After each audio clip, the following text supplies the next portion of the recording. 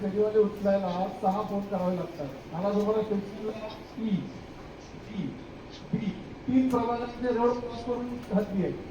कोणाला जबाबदार ठरवू शकत नाही. तर एक पॉलिसी बनवून सीयूसी तरी तसंच होणार. नवीन प्रभाग रचनेप्रमाणे तसंच आहे. कारण 16, 15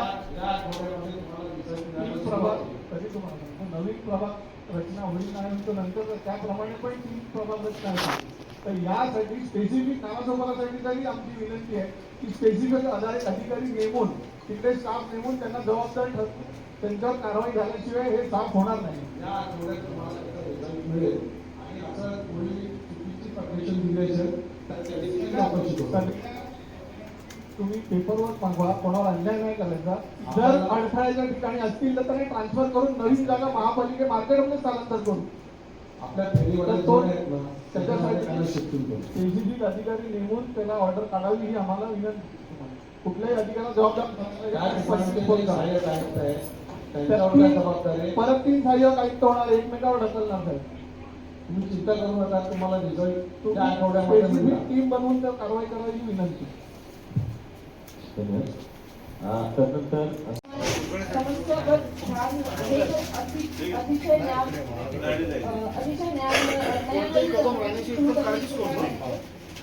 माननीय बाबू साहेब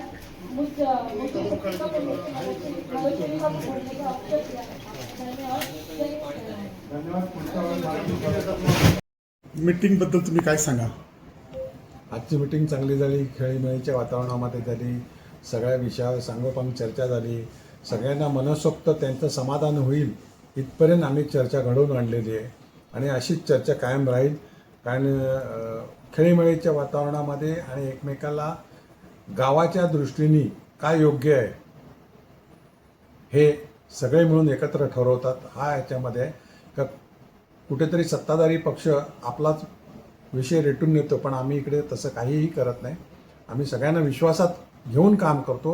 हे आजच्या घटनेवरून तुम्हाला दिसलं असेल. एकूण किती विषय होते आणि सर्व विषय पास झाले की काय? बघा 16 विषय होते, पण काही विषय असतात ते प्रश्नोत्तराचे असतात किंवा शोक संदेश असतात, आभार असतात. त्याच्यामध्ये काही विषय आम्ही पेंडिंग ठेवलेले आहेत, त्याच्यावर चर्चा घडून येईल. काही विषय आहेत का त्याच्यामध्ये आम्हाला डिटेल माहिती पाहिजे होती, ती आम्ही घेऊ. आम्ही मिटिंगच्या आधी किंवा अन्य वेळी देखील सर्वच विरोधी असतील किंवा काही असतील अन्य पक्षाचे लोक आम्ही सलामसलत करत असतो आणि त्याच्यातनं आम्ही काही ठरवत असतो. प्रशासनाकडनं काही चुकीचा एखादा प्रश्न आला किंवा माहिती चुकीची आली तर आम्ही त्याच्यामध्ये निश्चित बळजबरीने विषय मंजूर करत नाही, तर आम्ही त्याच्यामध्ये चर्चा करून त्याच्यात आम्हाला जर चुकीचं वाटत असेल, अयोग्य वाटत असेल तर प्रशासनाकडनं खुलासा घेतो आणि मगच करतो. वॉटर डिपार्टमेंटविषयी जो मीटिंग विषय आलेला त्यावेळेला थोडी चर्चा वेगळ्या पद्धतीने जात होती असं वाटत होतं. असं काही नाही. त्याच्या अशा चर्चा झाल्याच पाहिजेत ना. शेवटी चर्चा झाल्याशिवाय किंवा त्याच्यामध्ये कळणार नाही कुठच्या गोष्टी. त्यामुळे चर्चा या झाल्याच पाहिजेत. नुसतं मंजूर करून चालणार आहे का? तर नाही. आपल्याला सगळ्या गोष्टीमध्ये चर्चा झाली पाहिजे. आपण खुलासे घेतो की बाबा प्रशासन योग्य आहे का अयोग्य आहे, ह्या गोष्टी आपण तपासून बघतो आणि ते तेवढी फ्रीडम आम्ही सर्वच आमच्या सदस्यांना बोलण्याचं देतो. पाण्याच्या संबंधित सुप्रीम कोर्टाचे आदेश म्हणून किंवा सुप्रीम कोर्टाचं डायरेक्शन असतानाही महापालिकाने आज अनधिकृतला पाणी द्यायचं हे मुद्दा. अनधिकृतला पाणी द्यायचं असं नाही. आम्ही त्यांना दिलं, गरजवंताला पाणी दिलं पाहिजे. का एकाकडे एक विभाग आहे का तो पाणी देतो आणि एक विभाग पाणी द्यायचा नाही, हे अयोग्य आहे. शेवटी तुम्हाला घटनेने तुम्हाला अधिकार दिलेला आहे, त्या घटनेचं पालन देखील करायला पाहिजे. 74वी घटना दुरुस्ती झालेली आहे, त्याच्यामध्ये मूलभूत अधिकार तुम्हाला दिलेले आहे. त्याच्यामुळे आता आमच्या इकडे काही घरं आहेत 150 वर्ष 200 वर्ष जुनी आहेत, आदिवासी आहेत, ते वर्षानुवर्ष तिकडे राहतात. त्यांनी कुठे परमिशन घेतलं काय घेतलं तर त्यांच्याकडनं आम्ही OCCC कशी काय मागणार? मग त्यांना काय आम्ही पाणी द्यायचं नाही का? त्यामुळे आम्हाला शेवटी बघा हा खर्च केलेला आहे, हे पाण्यासाठी खर्च केलेला आहे. हे पाणी जर आम्ही दिलं नाही, लोकांपर्यंत पोचवलं नाही आणि पैसे आलेच नाही तर खर्च कसा भागणार? म्हणजे ह्या सगळ्या गोष्टी आणि पाणी देणं गरजेचं आहे लोकांना. काही विषयामध्ये अकाउंटमध्ये काही तफावत आलेली आहे. ती अकाउंटमध्ये तफावत जी आली आहे त्याच्यावरच चर्चा झालेली आहे. का त्याच्यामध्ये आम्ही खुलासा मागितलेला आहे प्रशासनाकडे का नक्की काय आहे, द्यावे लागतात का घ्यावे लागतात. शेवटी विषय मंजूर झाला तरी अकाउंट सेक्शन आमचं जे आहे हे तपासूनच देत असतं. म्हणजे एखादा विषय मंजूर झाला तरी जे काय देणं घेणं आहे ते तपासूनच केलं जातं का बाबा GST द्यायची आहे का GST नाही द्यायची आहे, सेल टॅक्स, इन्कम टॅक्स, सगळे टॅक्सचे जे विषय आहेत ते कमी जास्त करून ते तपासूनच दिले जातात. त्यामुळे निश्चित आम्ही आमचं जे काही अकाउंट अधिकारी आहेत, अकाउंटचे अधिकारी आहेत, त्या सगळ्यांना स्पष्ट सांगितलेलं आहे का कुठच्याही विभागाचं कुठचंही बिल आलं तर पहिला त्याची खातरजमा केली पाहिजे, टॅक्सबाबत खातरजमा केली पाहिजे, GST बद्दल खातरजमा केली पाहिजे आणि मगच दिली पाहिजे. शेवटचा विषय जनगणनाचा होता. जनगणनाच्या बाबतीत माहिती दिलेली माहिती प्रशासन आधी दिलेली, त्याच्या आधी देखील कलेक्टर साहेबांचे अधिकारी आलेले, प्रांत साहेब आलेले आणि त्यांनी देखील माहिती दिलेली आहे.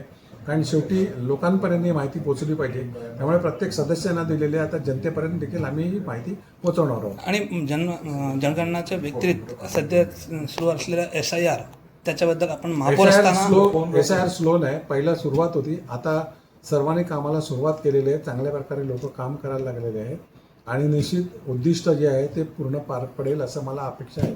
प्रशासकीय कामाबद्दल जे टायमामध्ये जे काही काम झालेली आहेत त्याबद्दल आज तुम्ही एक मुद्दा मांडलेला आणि तो देखील पास केलेला आहे, त्याबद्दल तुम्ही काय सांगाल? बघा, सगळ्याच सदस्यांची अशी माहिती होती का प्रशासकीय राजवटीमध्ये जे झालं त्याची चौकशी झाली पाहिजे. सगळ्याच सदस्यांची होती आणि त्याच्यामध्ये आम्ही अन्य पक्षाचे जे नगरसेवक आहेत त्यांच्याशी देखील चर्चा झालेली आहेत आणि एकत्र बसून आम्ही ठरवलेलं आहे की बाबा ठीक आहे, असं जर चुकीचं वाटत असेल, लोकांपर्यंत चुकीचं जात असेल तर त्याची खातरजमा करणं गरजेचं आहे. त्यामुळे त्याची चौकशी झाली पाहिजे आणि त्याप्रमाणे आम्ही ती चौकशी करायला सांगितलेलं आहे. पावसाची काय तयारी कशी आहे आता? पावसाची तयारी म्हणजे आम्ही त्याच्यात आढावा बैठक घेतलेली, आपत्कालीन परिस्थिती झाली, काय झालं, पावसाळ्यामध्ये काय काय समस्या येतात, अडीअडचणी येतात, त्याला कसं तोंड द्यायचं, त्यासाठी सर्वच विभागाचे म्हणजे रेव्हेन्यू असतील, फॉरेस्ट असतील, रेल्वे असतील, मुंबई महानगरपालिकेचे असतील, खारलँडचे असतील, बंदर विभागाचे असतील, अशा महसूल विभागाच्या अशा सगळ्या अधिकाऱ्यांना एकत्र घेऊन बैठक घेतलेली आणि त्याच्यातनं आपत्कालीन परिस्थिती झाली, NDRFची टीम होती. आता असं काही अडचण झालं, पोलिसांपासून सर्व होते, काही झालं तर काय काय त्याच्यावर उपाययोजना करायच्या पावसाळ्यामध्ये हे ठरवलेलं आहे. आणि याही पुढे आमचे आयुक्त साहेब, सन्माननीय कलेक्टर साहेब आणि अन्य विभागाशी देखील संपर्कात आहेत आणि बैठकी चालू आहेत. धन्यवाद. पाटिल साहब, क्या कहेंगे आज जो महासभा हुई उसमें क्या मुद्दे थे और किस तरह का पूरा महासभा का वातावरण था? नहीं, आज के महासभा में विशेषतः एक पानी का जो गांव वालों को पानी देने का जो विषय है और ओवरऑल जो सुप्रीम कोर्ट का एक निर्णय है और उस निर्णय के वजह से गांव में या बाकी सब लोगों को जिनके पास ओसी नहीं है ऐसे लोगों को पानी नहीं मिल रहा है.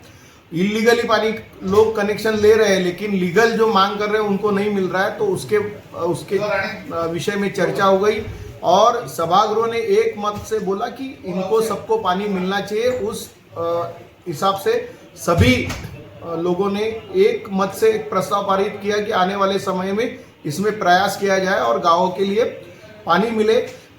साथ में 2 प्रस्ताव ऐसे महापालिका के थे जिसमें एक तो उद्यान का विषय था जिसमें महापालिका प्रशासन की कोई भी तैयारी नहीं थी. वो प्रस्ताव आया लेकिन हम लोगों ने जब उसको सामने लाया तो फिर प्रस्ताव उनको पीछे लेना पड़ा. और दूसरा एक सबसे गंभीर जो प्रस्ताव था जो 1,44,00,000 GST का डिफरेंस देने का, उसमें आप लोगों ने देखा रहेगा कि प्रशासन का जो प्रस्ताव आया था वो सरासर गलत प्रस्ताव था. उसको हम लोगों ने पूरा एक्सपोज करके दिखाया. प्रशासन को माफी भी मांगनी पड़ी और वो प्रस्ताव पीछे लेना पड़ा. अगर वो प्रस्ताव आगे जाता था, हम लोग पारित करते थे, तो आने वाले समय में महापालिका को कम से कम 70 से 80 करोड़ का लॉस होता था और GST देना पड़ता था. तो गलत तरीके का प्रस्ताव था, गलत कैलकुलेशन और गलत सब चीजें थी. वो प्रस्ताव प्रशासन को पीछे लेना पड़ा. हम लोगों ने उसका महापालिका में एक्सपोज करके दिखाया. तो ये 2 प्रस्ताव प्रशासन को पीछे लेने पड़े. बाकी जो प्रस्ताव थे विशेषतः पानी के ऊपर के प्रस्ताव, फिर 69 गांव की योजना है, उसमें जो 52 गांव जो महापालिका क्षेत्र में है उसका पानी का टंकी खराब हो गया है, जो 10 साल से उनको पानी गांव वालों को नहीं मिला. महापालिका को पॉसिबल था फिर भी दिसंबर 2024 तक पानी नहीं दिया। दिसंबर 2024 में सुप्रीम कोर्ट का एक डिसीजन वर्डिक्ट आया, उस वजह से जहां सीसीओसी नहीं है वहां पानी नहीं दे सकते, लेकिन उसके पहले दे सकते थे। तो महापालिका ने पानी नहीं दिया, गांव वालों को पानी के बिना रखा।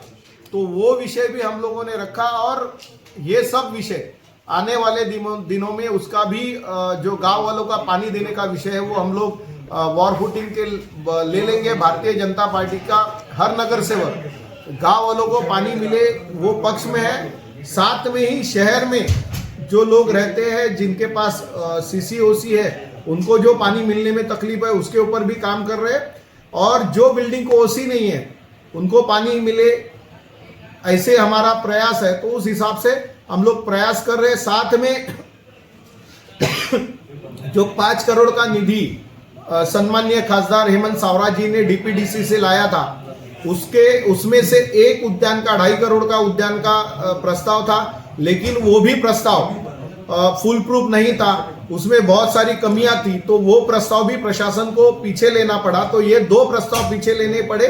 बाकी सब विषय पे पर्टिकुलरली जो वाहन जो है जो भाड़े से लेते हैं वो वाहन एग्जॉर्बिटेंट भाड़ा मीन्स क्या, जो एक रिक्शा का साल का भाड़ा मीन्स जो रिक्शा की कीमत है 2,10,000 से 2,35,000, वो रिक्शा का साल का 9,10,000 15,000 भाड़ा महापालिका देते। ऐसे ही पूरे वाहन के मीन्स जो भाड़ा एक्चुअल में भाड़ा है उससे 3 से 4 गुना भाड़ा महापालिका दे रही है। तो हम लोगों ने उसमें भी बोला कि ये 5 करोड़ का प्रस्ताव 2 करोड़ में पूरा भाड़ा हो सकता है, तो वो भी हम लोगों ने मांग की है।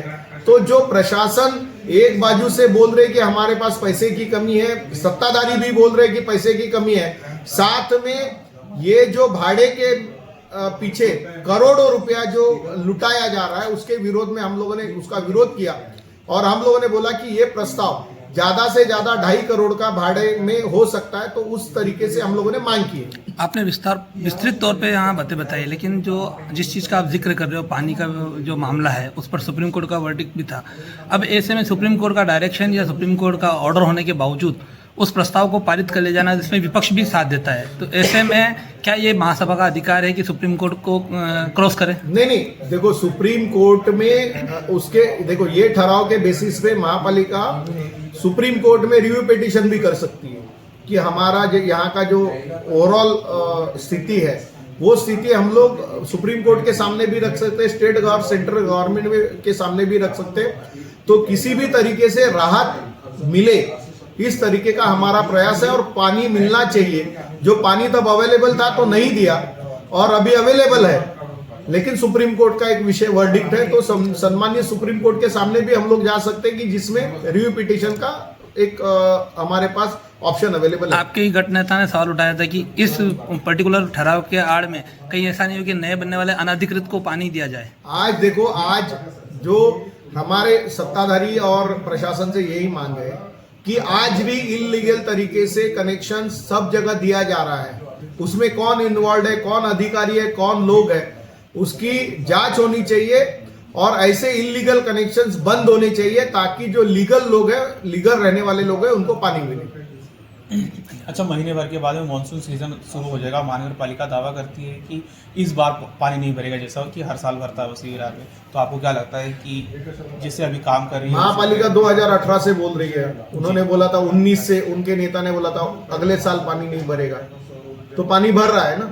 तो उसमें कैसा है कि 18 करोड़ रुपया जो नाला है उसके सफाई में जाता है, लेकिन नाले में ऑब्स्टैकल्स जो है, नाले में ऑब्स्टैकल है, अतिक्रमण है, साथ साथ में जो गटर्स है, छोटे छोटी नाली है जो नाले को मिलती है, वो नाली साफ नहीं हो गई है, सालों से नहीं साफ हो गई है। तो इस हमारा जो प्रयास है उसमें है कि वो छोटी छोटी नाली साफ हो ताकि वहां का जो पानी का निकास हो, और जो नाले में ऑब्स्टैकल है, कई जगह रास्ते बनाए हैं जी, कई जगह मिस इलीगली रास्ते बनाए हैं, तो वो सब अगर अतिक्रमण हटेगा तो पानी जो है वो ठहरने का कम हो जाएगा। लेकिन सत्ताधारी और प्रशासन की वो इच्छा होनी चाहिए, हम उनके पीछे पड़े हुए हैं। Okay, thank you.